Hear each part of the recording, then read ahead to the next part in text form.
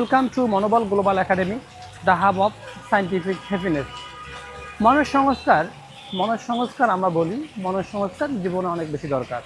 এজন্য দরকার মনোবলত আমাদের যে প্রতিদিনের জীবনযাপন আমরা করি, আমাদের সকালবেলা ঘুম থেকে ওঠা থেকে শুরু করে আমাদের যে চাকরি হোক বা সংসারে কাজ হোক, এই কাজগুলো করতে গিয়ে অনবরত আমাদের নেতিবাচকতা ভর করে, বা আমাদের সুস্থ থাকার জন্য আমাদের পূর্ণভাবে নিঃশ্বাস নেওয়া দরকার। হ্যাঁ, আমাদের ইতিবাচক থাকা দরকার, বা আমাদের মানুষকে সহযোগিতার মনোভাব করা দরকার, বা আমাদের যা আছে এর মধ্যে থেকে সন্তুষ্ট থাকা দরকার।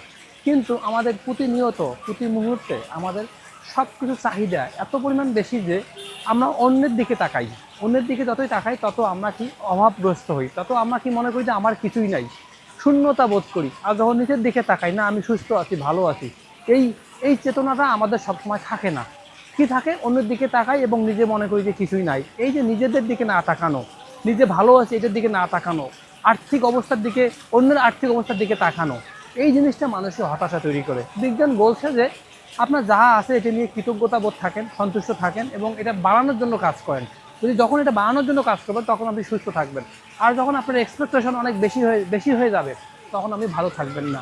প্রতিনিয়ত বিজ্ঞান গবেষণা এটাই বলে। এই জন্যই কখনো কখনো মনে হয় যে জীবনের প্রকৃত সত্য, জ্ঞান গর্ব যেটা, সেটার থেকে আমরা অনেকেই বিচ্যুত। তো এটাই আমি বলতে চাই যে অবস্থা থাকি ভালো থাকি। Thank you.